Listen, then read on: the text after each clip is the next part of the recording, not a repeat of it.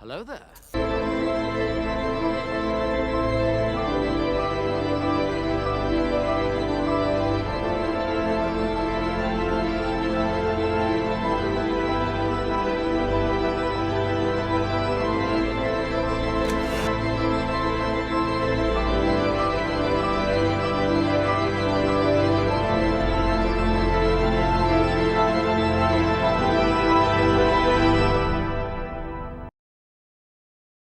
Welcome, ladies and gentlemen, to episode 21 of the Screen Guys podcast. I'll be your host today. My name is Austin. I'm Connor. And I'm Sean. And before we get started with anything, we just want to say thank you to all of our viewers who are tuning in right now. If you are tuning in and you're not yet subscribed at YouTube, please go over to our YouTube at Screen Guys Podcast. Hit that subscribe button, leave a comment, leave a like, and we will definitely hear from your comments, definitely, because what we want to do more is look up comments and just react to them. If you have any questions, that's the place to go and ask those questions. Also follow us on our socials at Instagram, Twitter, YouTube, of course, and TikTok. So just thank to all of our followers on all those platforms. So let's start with the poster. Oh yeah, it is time for the Prime poster reveal. Hope you guys enjoy this one. Not gonna enjoy it. No, I'm just kidding. I'm not gonna like it.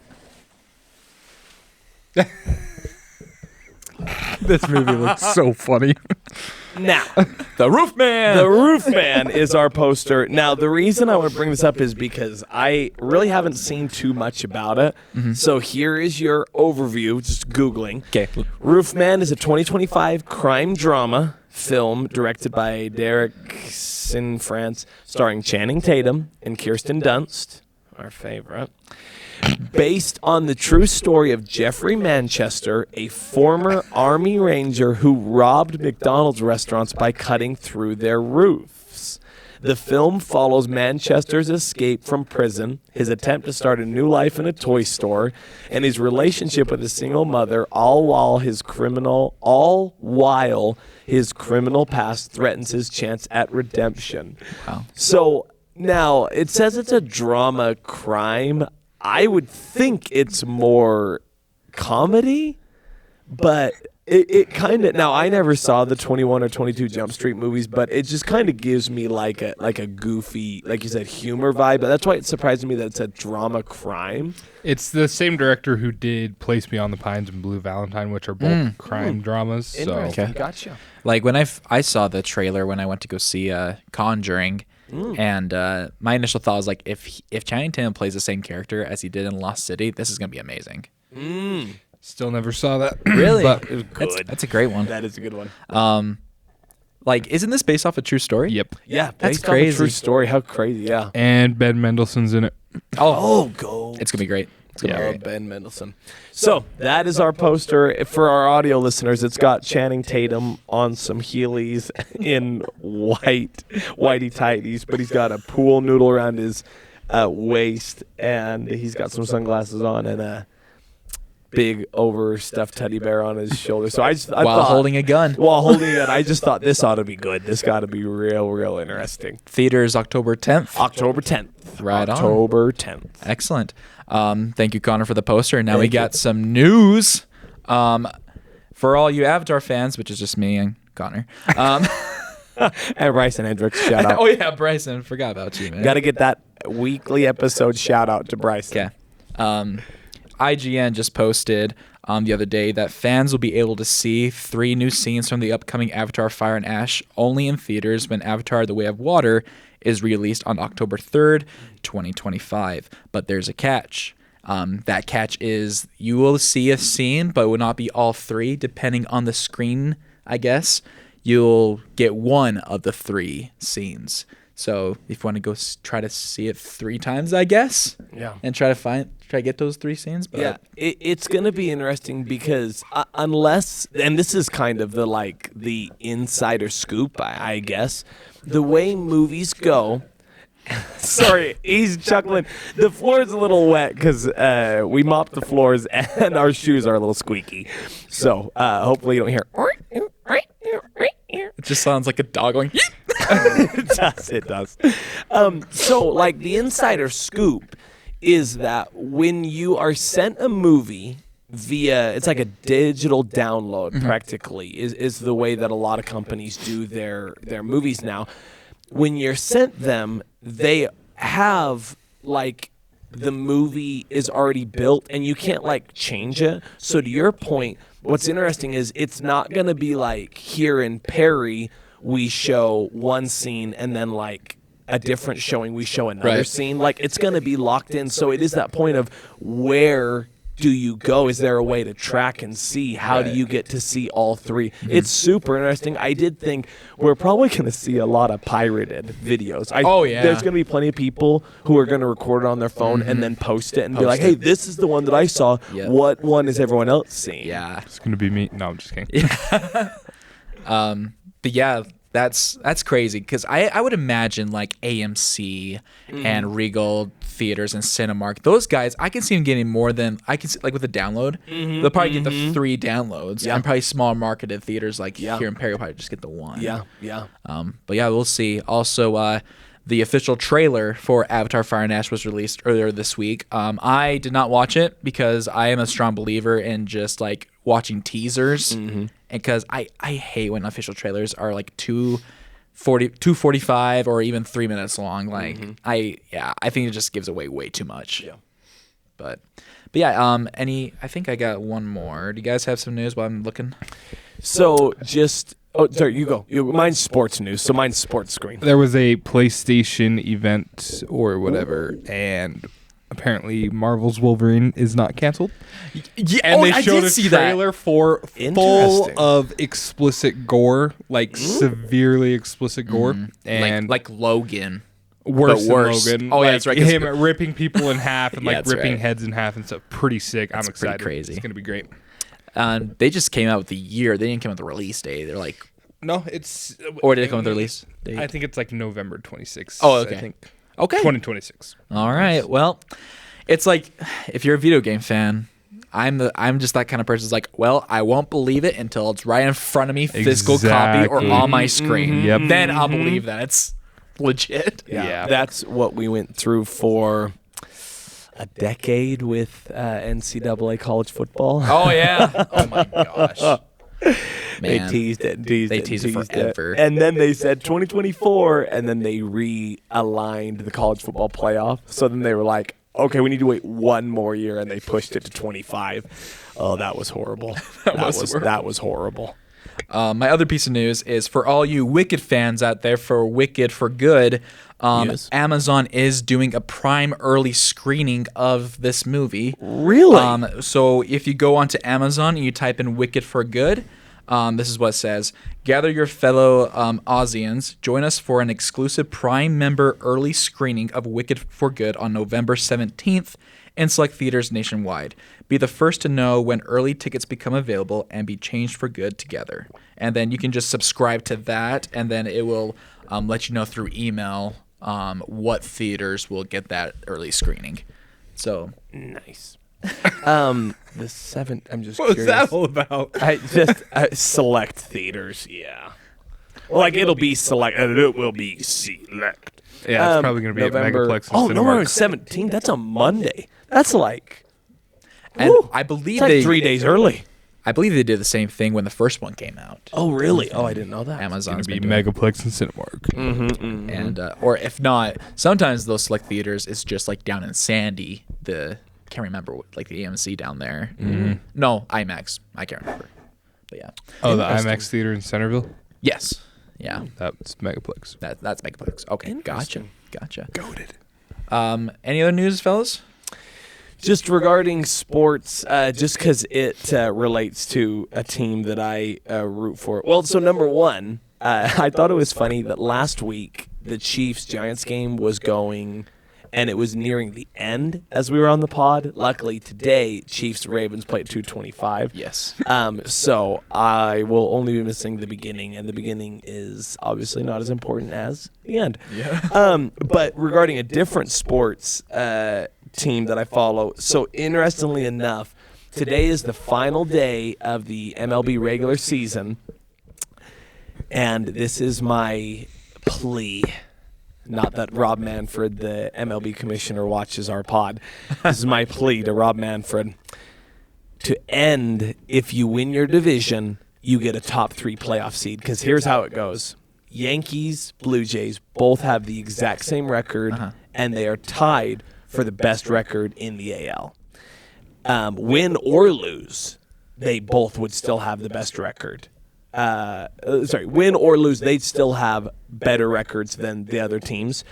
But whoever wins today, if the Yankees and Blue Jays win, Toronto owns the tiebreaker, so Toronto would be the number 1 seed, and the Yankees would drop all the way to the 4 seed. Wow. Because the division winners in the Central and the West get the 2 and the 3. They get priority. Even though they don't have as good a record as the Yankees or the Blue Jays. If the Blue Jays lose and the Yankees win, Yankees 1, Blue Jays 4. So it's and the division winners getting the top 3 seeds. It's ridiculous. So it's kind of like the NFL. It is. Yes. Yep. Exactly. But now we're all trying to transition to that new. Yep. To the better way.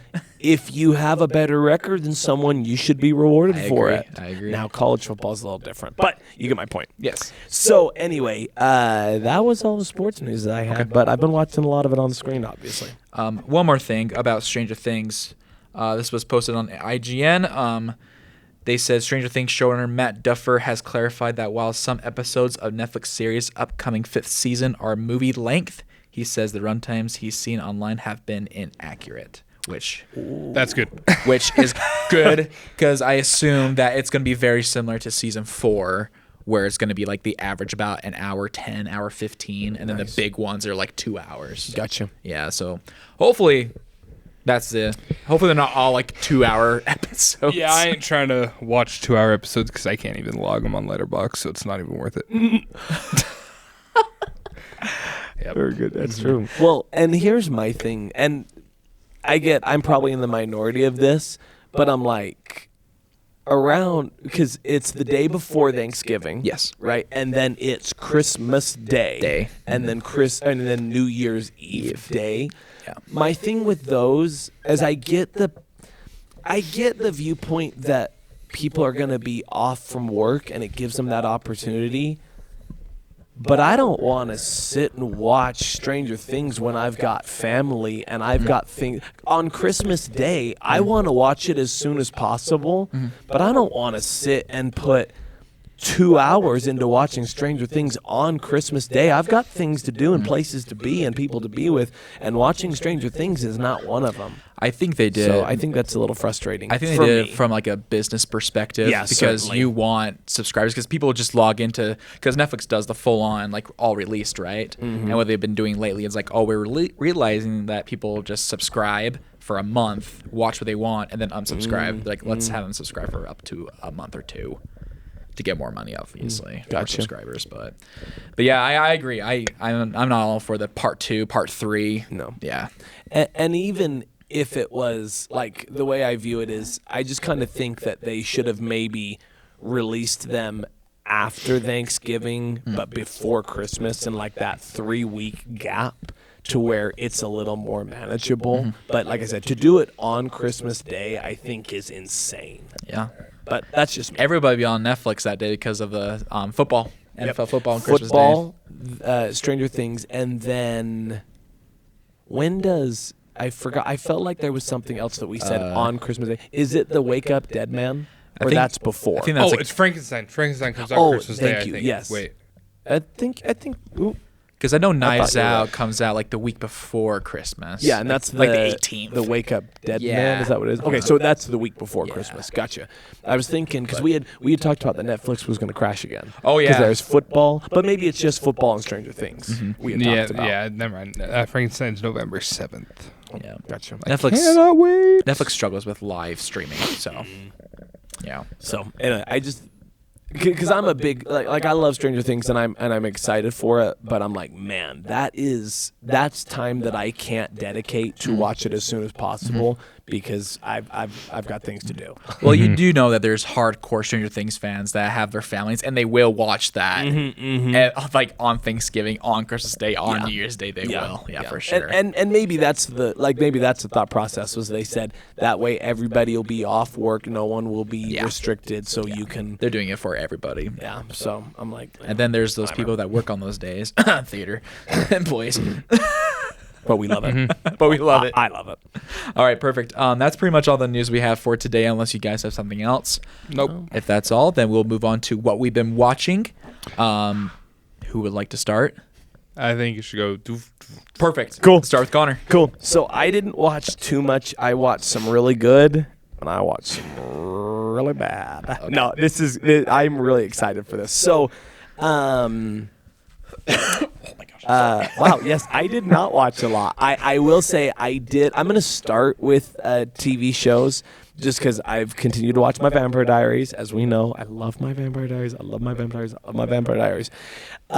Because I finished The Summer I Turned Pretty, I took a recommendation from a coworker. There's a show on Netflix called My Life with the Walter Boys. It's another kind of just love triangle. This one was interesting. Like, I enjoyed it, and I watched the 2 seasons. There were, I think, 8 episodes each. What's interesting is season 2, like, I binged season 1 and season 2, and now I'm caught up, but, like, the show's still going. But season 3 is not going to be out for ages. I don't even know, actually. I'll look at it later. I don't even know the release date for season 3 because apparently season 2 came out recently and it took forever. So I'm like, you're all caught up. Yes, I'm all caught up and I'll be waiting for a while. What would you rank it out of 10 as of right now? Comparison to The Summer I Turned Pretty. Yeah, so The Summer I Turned Pretty is a 10. Yeah. My Life with the Walter Boys, it's probably an 8. Okay. 8 is great. Like I thought it was a really great series. I've had some enjoyable stuff. The funny thing is the parallels, it was recommended to me because there are tons of parallels to The Summer I Turned Pretty. Gotcha. My Life with the Walter Boys, it is significantly cleaner language, and because of that, it's a lower ranking. It's not it's not TVMA, it's TV14, I think is what it is. And it is significantly more like teenage drama-ish compared to my Summer I Turned Pretty. The Summer I Turned Pretty, the main character, her name is Isabel, but she goes by Belly. She starts at, it's a funny nickname. It's okay. They don't want to do Bella. I understand that. They don't want to do Bella. The Summer I Turned Pretty supporters, back me up here. It's lovely. Anyway, so she starts at 16 when the show very first starts, and then I think the series finale, I think she's 22. So it's over a 6-year course, and like she graduates high school and does college and does a couple of things. So it's more adult based. Yeah. This My Life with the Walter Boys is significantly more teenage based. It's also more family based because super quick, just the synopsis is this girl, her mom, dad, and sister die in a car crash, and they live in New York. And so she goes to live with a family friend that lives in Colorado, and they have, I think it's 8 boys, and they foster 2 other boys. It's like they live on a ranch. So this one is significantly more family based. And The Summer I Turned Pretty is as well, but there's definitely My Life with the Walter Boys is more family based for sure. So anyway, those are the 2 shows that I've been watching. I absolutely love Vampire Diaries. Just got to put it back out there because I love it so much. Movies. So I watched Gabby's Dollhouse, the movie. Now, I gave things you do to be an uncle. No, that is exactly right. Now, granted, this is a little tricky because they weren't my nieces, but they were my cousin's nieces. So, anyway. But yes, I on my review, I wrote, I guess it did what it was supposed to. But, and this is true, I'm just going to read this. There were some funny adult jokes that went over the younger kids' heads. And like, there were some adult jokes that I got a good chuckle out of. I cannot believe that they got Kirsten Wiig. Is that how you say her name? Kristen. I was thinking Kirsten Dunst. Kristen Wiig to do this. Mm-hmm. They must have paid her a handsome sum of money because it was quite something. But the funny thing, and I don't know the numbers, but I would be led to believe it probably did fine at the box office, and it's probably made a ton of money because all these little girls love Gabby's Dollhouse. We had plenty of people dressed, like plenty of little girls dressed up. So it was funny that way. Then we move on to a monumental movie for me. One battle after another. Buckle up, it's about to get controversial. This movie, I gave an absolute 0 to. I did not think there was one positive redeeming value point from this. It's a term that I call NRV, no redeeming value. Okay. I got to put this in here because I have to lay down some of my foundation, and then I'm excited to hear Sean's thoughts because we talked about it a little before the show. Literally everything was atrocious and a crime against my eyes and ears from my line. And I wanted to bring up this, and this is what blew me away. This is a line from the movie. The daughter of a rat is a baby rat. It makes sense in context. Here's the thing. I don't care about dialogue, but I was stabbing my ears throughout this movie. That's how bad I thought the dialogue was. I thought it was horrendous.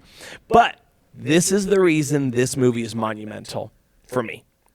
3 things. Number 1, it is tied for the worst movie I've ever seen, so I wanted to give it that recognition. Bones and All now has a companion. Number 2, it has changed my rule where I used to have a rule where if I started a movie, I had to finish it. Okay. This movie has changed that rule. I regret not walking out of this movie. So I am now changing my rule where if I get to a point where I'm like, I can't stand this movie, like I'll walk out of it. And the third, and this is the bigger one, this is probably the most monumental of it. This movie was the death of I think I'm just going to go and see what happens in a movie. I will now just say I'm not going to spend my time waiting for a movie to get better and hope that it works out for me. And if it doesn't, it's just wasted time. I am so done wasting time on movies. So, and that's kind of why it goes into the why I can now walk out of a movie.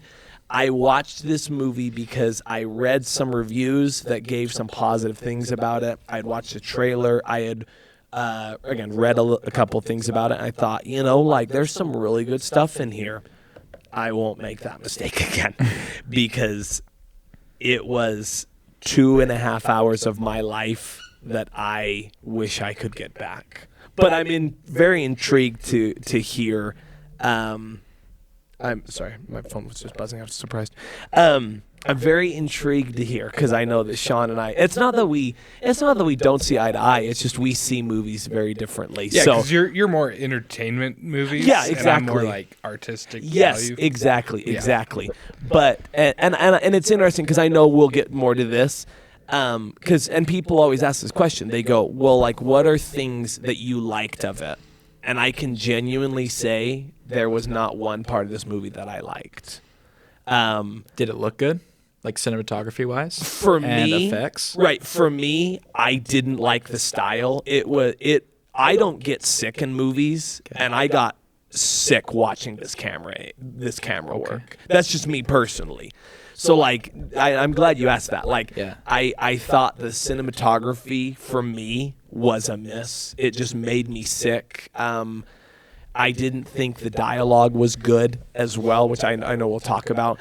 The thing that I know people that see it maybe are going to ask, and maybe Sean will talk about this later. There's a massive argument to give Leonardo DiCaprio major props for his presentation and his role in the movie and his character. I just didn't see it. I just couldn't see it. Yeah, so the reason why Sean said this might be controversial is because Letterboxd is averaging a 4.5 out of 5, which is the first time in 2025 we see a movie like that. Really? That's been released in I didn't know it theaters. was the first time. That is interesting. Because the highest, I believe, was Sinners at 4.1. Nice. This is beating it by a 0.4. That's crazy. Nice, yeah. So yeah, no, and Sean hits the nail right on the head.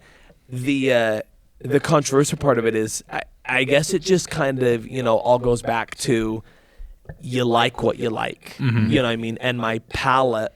Because it's funny that I think, like, this is how I look at it, and it's funny.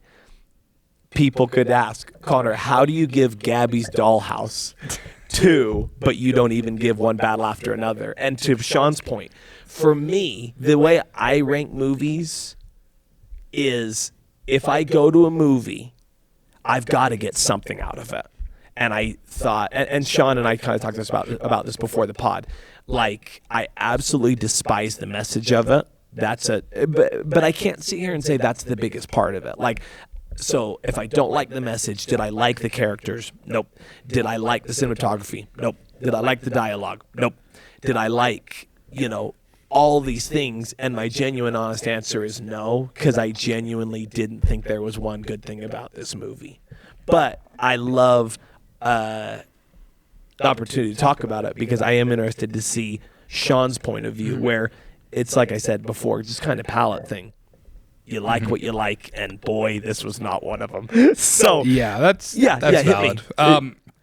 But no, yeah, like I totally agree. It's not everyone's cup of tea. Definitely a movie you'd put in the category of Oscar bait. I can already tell it's going to sweep the Oscars. Yeah, it's going to get major I will awards. say it's very overrated. Everyone calling it people are calling it like the greatest movie of the decade. I'm like, whoa. It's like, wait, you said the same thing about Sinners. So no, it's just which one is it? It's very overrated, Yeah, okay. and I think it's just because like it's very political too. So I think people like political movies, especially. It's very far left political, I'd say. But it also, the main characters, they are basically domestic terrorists, and it doesn't really label them as bad guys like they should be. Okay. And so that was my biggest gripe with it. It's like, why are we not demonizing these characters when they're doing very bad things? But I still was like, I personally gave it an 8 out of 10 without a heart. I don't know if I'd watch it again, but I thought the cinematography was really good. It was shot with CinemaScope, which hasn't been used for like forever. Yeah. Only a few theaters in the U.S. actually are like equipped with CinemaScope screens and stuff. The soundtrack, loved the piano soundtrack, was super cool. I personally loved Leonardo DiCaprio's acting, and I think he deserves an Oscar nom for that just because he had me dying laughing the entire movie. It's very much stoner humor with Leonardo DiCaprio. Yeah, so yeah, I that's so got good. I got that from the trailer. It's a certain type of humor, but yeah, I can see how it's not your cup of tea, which is completely fine. But yeah, it's definitely overrated for sure. I liked one thing you brought up, and shout out Bryson Hendricks because he and I laughed about this, and maybe like. It's just so interesting, again, the way everyone watches movies, because to your point about the soundtrack, for me, I was bothered because what would happen a lot was like stuff would be happening and then all of a sudden it'd be a little quieter and then there'd be like this piano riff and it'd be like, and the whole movie I'm sitting there going, and again, and to your point, for me, something like that can so negatively impact me that I sit there and I go, no, just stop. Like, stop doing that. Stop the movie. Stop whatever is happening because I am so tired of that happening. So, but like we said, it's just the way, I guess, you watch and rank movies. But even then, Sean and I are talking about this all the time. The way we rank movies, is super different as well. I do have this question. Because Ozzy and I laughed about this. I think we talked about it on Friday. So, from what I understand and saw, IGN also loved this movie, and we talk about the history of IGN. So, what do you think? I guess my question maybe would be, when I say why did IGN like it, like. If we can't stand IGN, because I'm with you there, like I've read some IGN stuff. if IGN loved it, then in a way, how come IGN loves it and it's also getting good Letterboxd ratings? Like, is there correlation? Does that just naturally happen? Because a lot of people want to feel included and jump on the bandwagon. That's I was gonna say a lot of popular movies is just bandwagon hype.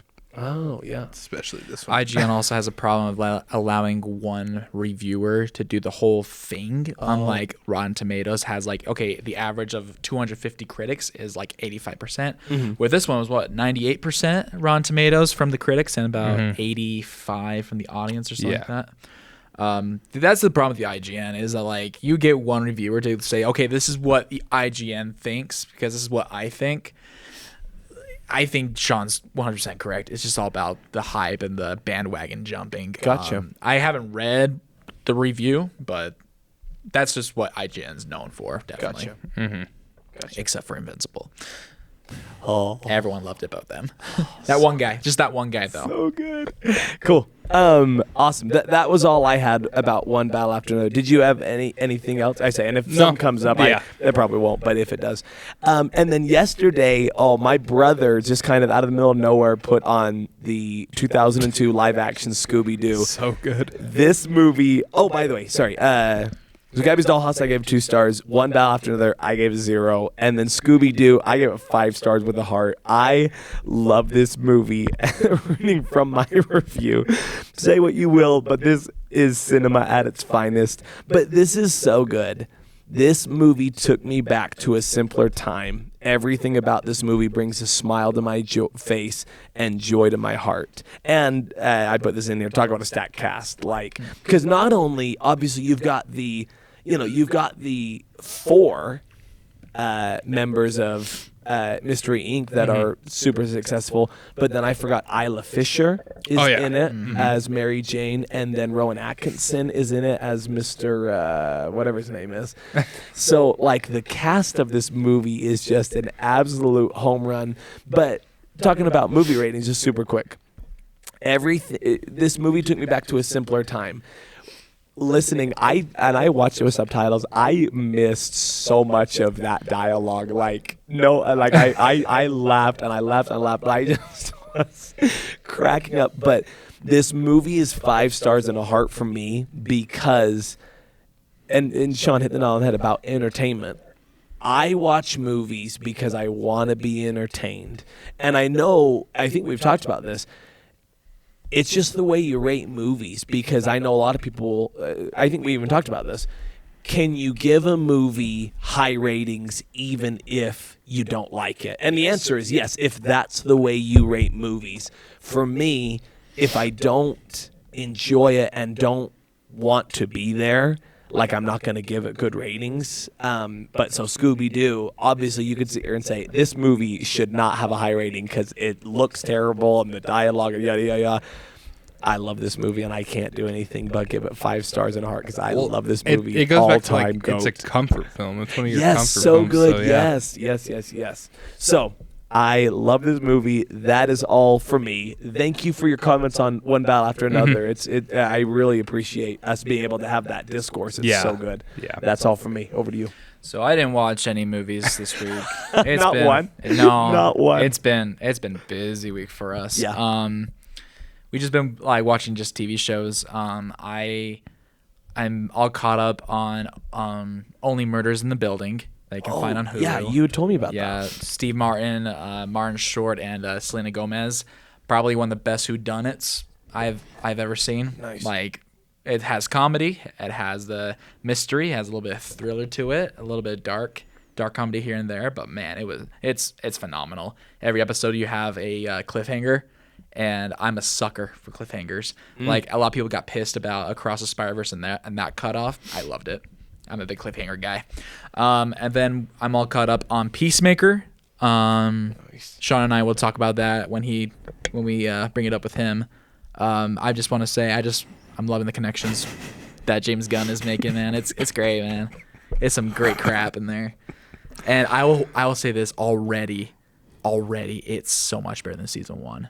Really? In my opinion. Okay, yeah. Yeah. Like I just think because I know the characters and I just believe that like by knowing the characters already and have their foundation and just. Oh yeah, when eventually one of them's gonna die in the next 2 episodes, yeah, I'm not ready for that. I know, but man, it's good, man. It's some good stuff. I love Peacemaker. It's great. Love it. And then let's see, Peacemaker, Only Murders. We're kind of put Stranger Things on the back burner right now because we got so many other shows. Elizabeth and I have to watch to catch up.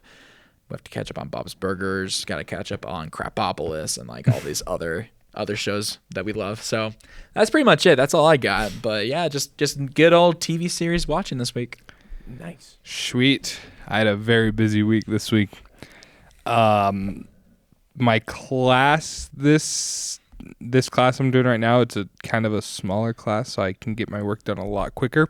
So I was able to watch 9 movies. And obviously we're coming up on Halloween, so of those 9 movies, 7 of them were horror movies. But first movie I watched was Daybreakers. It's a 2009 thriller. It's good because it's unique. The story is in 2019, the most precious natural resources us. In the year 2019, a plague has transformed almost every human into a vampire. Faced with dwindling blood supply, the fractured dominant race plots their survival. Meanwhile, a researcher works with a covert band of vampires on a way to save humankind. And I love a good vampire movie. I think you might like this. It's dark. It's very dark. It's got Sam Neill, Ethan Hawke, Willem Dafoe. It's got a pretty good cast. Yeah, really cool. I felt like my review was really cool and unique and some really cool ideas in here, just not executed in the best way, but still a really cool watch. Gave it a 3.5 with a heart. Don't know if I would watch it again, but actually I probably would because the vibes, it's just pretty cool. I think the first 10 minutes has like 0 dialogue, so it's really cool. Oh, interesting. Then I watched There Will Be Blood. Paul Thomas Anderson, same guy who did One Battle After Another. I had never seen any of his movies, and before watching One Battle After Another, I'm like, might as well check this one out. Wow, another 4.5. Yeah. This one I will say deserves that hype. It is incredible, but it is really boring. It's just straight dialogue. Nothing really happens, and it's super long. But I originally gave it a 5, dropped it down to a 4.5 because it's really good, just like not as engaging. Like I felt myself a little bored, but that's just because I have a horrible attention span. But who doesn't these days? Gave it a 4.5. Yeah, all the performances were incredible. First 20 minutes of the movie, no dialogue, really cool. Then I watched all of Marvel Zombies in one evening. Nice. It was good. Not what I expected. They made Miss Marvel the lead in it. And, well, the first episode, the leads were Haley Steinfeld, whoever her character is. What's her name? Kate Bishop, Riri Williams, and Kamala Khan. So, Miss Marvel, Ironheart, and Hawkeye. Whatever her name is. I don't know what she goes by. Let's call her Hot Girl. No, that's DC. But yeah, I wasn't too big on that choice. Most of the characters in this movie were all from like the worst part of Marvel, so Phase 4. Yeah. Like Shang-Chi, Namor, all this stuff. I'm like, guys, it almost felt like the Infinity War of Phase 4. Oh, really? So it was kind of cool. Some of the things... Obviously, the coolest character was Blade because he was Moon Knight in it, and it was actually really cool. TVMA, What? which was... Oh, yeah. Say that again? Moon Knight Blade. He's so sick. Like, oh my gosh. I think I'd like make that because that's awesome. I don't know. I would recommend watching this. It's actually really good. Nice. Definitely Blade, deserves... Sorry, I don't... Blade Moon... That is Blade awesome. Moon Knight, yeah, and he's That's so cool. He has a motorcycle and everything. So cool. Oh, cool. Definitely TVMA, very much so. There is a lot of gore in this, but it's animated. It's zombies. Exactly. Yeah. Actually, most of the gore is humans. Really? Oh, well, zombies attacking humans? Okay, that's what that. Yeah, it's crazy. Like hearts getting ripped out, guts getting ripped out and stuff. It was kind of interesting to see in a Marvel thing, but I mean... See that darker side of Marvel. Yeah, I wish they would have followed the comic series Marvel Zombies, but then that would... I'm pretty sure Disney wouldn't do that because it's too dark. But then I watched Army of Darkness. Obviously, like one of the greatest movies ever made. This actually is now, after watching it again, took my spot for my favorite horror movie, even though it's not really horror, but it is horror. Nice. Yeah, it's like dark fantasy horror. This is the one that you had that awesome steelbook for. Yeah. Yeah, hour 20. I honestly want to watch it again, even though I just watched it a couple days ago. I loved it so much. No, that's good time, though. Good time. Oh, like so good. You said just hour 20? Yeah, hour 20. That's Literally nice. the easiest watch. And it was funny. My older brother kept coming into the room while I was watching it, and he would just sit there and watch, and he'd be like, this looks so funny. I'm like, dude, it is. It's just so good. Like, I feel like I could eventually give it a 5-star after a couple more watches. Watch Sinister, which used to be my favorite horror movie.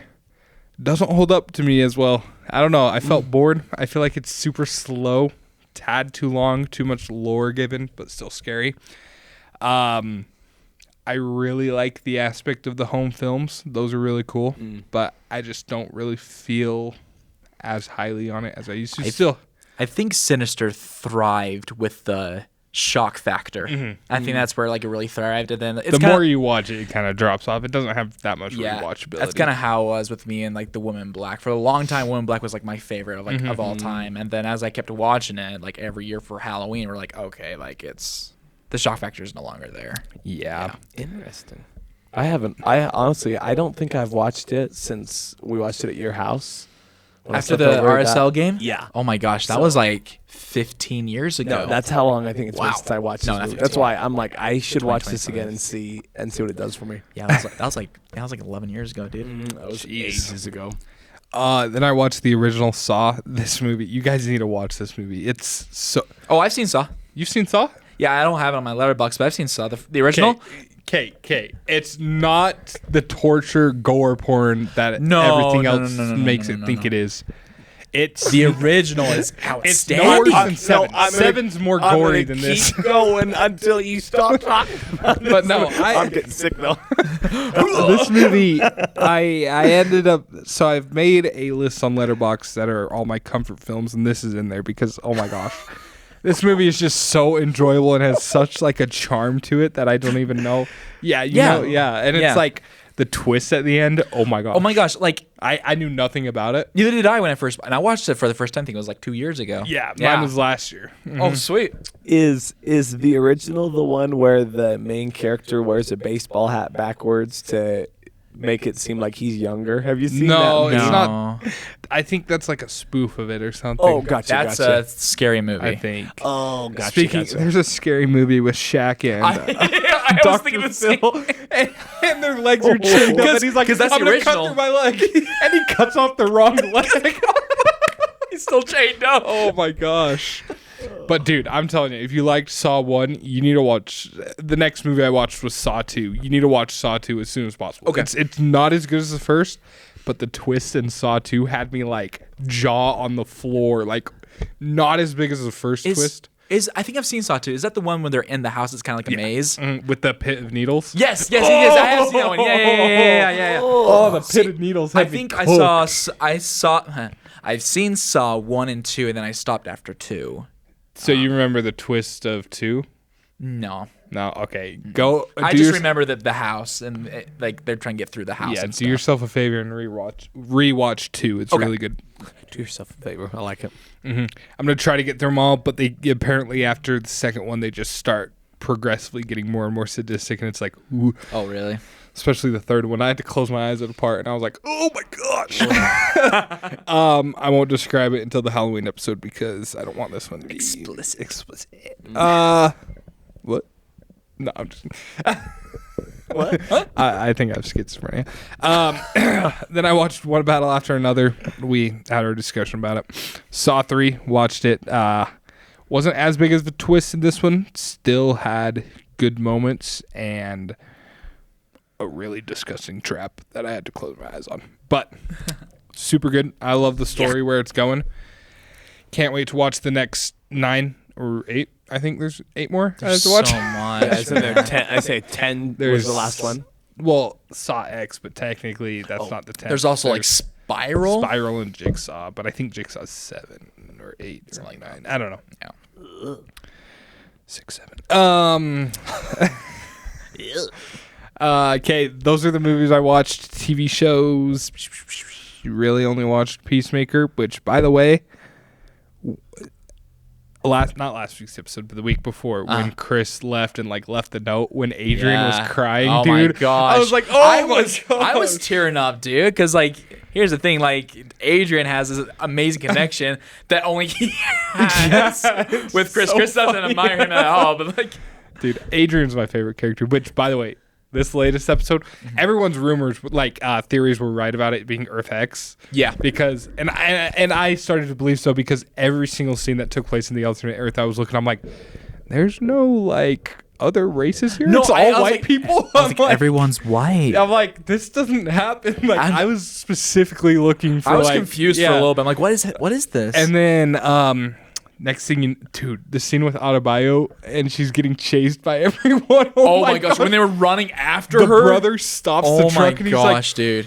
One got out, a black. I was like, what? Yeah, dude, it was insane. I was like, oh my gosh, this is crazy. And then you see the American flag to have a swastika on it. I was like, oh, yep. Earth X. And where the stars are, there's the swastika right there. Okay, Earth X. And I was like, gosh, Earth seemed X, a little too good to be true, but Vigilante meeting up with his alternate version was so that was funny. Hilarious. We did the Spider-Man. And he's like, are you best friends with Peacemaker too? No, I hate him. Man, what do you think Jim's gonna say? They know Spider-Man? Marvel hello? DC? Crossover? Hello? But I feel like someone's definitely gonna die. I think Economos might die. I can see Economos. I love Economos, dude. Freaking Ginger cool. Adebayo's not gonna die. Maybe Harcourt. I hope not Harcourt. Because I would love to keep seeing Harcourt throughout the DCU. Honestly. But no, really excited for the next couple episodes. By the way, Lex Luthor shows up in this episode. I saw that and scroll on says Facebook. Something very R-rated that I'm like, whoa. Yeah. I'm like, that's the Lex I know. It's like Killer Croc, and who else was he talking about? It's not Dr. Phosphorus. Not Dr. Phosphorus. But it was when I heard Lex Luthor's music, I was like, yes. Oh yeah, I just saw someone when he said he was going to what's the prison called? Belrave. I was like, there's only one person that we know that's over there right now. I think Superman might show up. Not Superman, but the Earth X version of Superman. Ooh. So it might be David Cornsweet playing him. I would love that. That would be so cool. But yeah, really interesting so far. I legit thought Eagly died. Yeah, that was crazy. I was like, he's not gonna shoot him. He's not gonna shoot him. Shoots him. Like, what the? And then he comes back and has the symbol behind. Oh my gosh, so good. Oh, that's good, man. That's good. Trying to think. So a big theory going on is that Brainiac's going to be teased at the end of this one. Ooh. Because they think the portal technology is Brainiac technology, and that makes sense. With them keep using it, it's going to alert Brainiac. Oh. And then they've used it a lot. And then what's his name? Rick Flag is going to recruit Lex to team up with Superman to beat Brainiac. Yeah. Oh, what's the kid's name that went after Chris? After he went through the portal back to Earth X. Judo Master. He's going to die. He's going to die. He's going to die this next episode. Yeah, he's Asian. He's cooked. I was going to say, he followed Chris. He ain't white, so... No, he's cooked. He's cooked, man. Yeah. And we haven't seen anything of him. But no, I'm really excited for these next two episodes. Yeah. Hopefully it's sticks landing. Thursdays? Yep, Thursday nights. Great. Because I forgot to say, we're also watching Dancing with the Stars. Oh. Nice. That's Tuesday nights. Yeah, it's funny. We're also watching Dancing with the Stars. No one made you say that. Just so you know. I just forgot. I'm just being honest with you. That's what I've been watching. No, I know. I love that. Yeah. But yeah, that's what I've been watching. Cool. Yeah. Right on. What? I don't know. Okay. It's schizophrenia coming back in. All right. Well, gentlemen, I think that is the end of our episode. Woo! Short episode. Get a little short episode. Short-ish, right? Short-ish. But we had a lot of good discussions, which is why I like sometimes these short episodes are good. Get good discussions, not a lot of segments, which is totally okay. But yeah, thank you, ladies and gentlemen, for listening to episode 21 of the Screen Guys podcast. Just remember to always subscribe and like, and make sure you rate our podcast on Spotify and on Apple Podcasts or wherever you hear a podcast. Thank you, guys, and enjoy the rest of your week.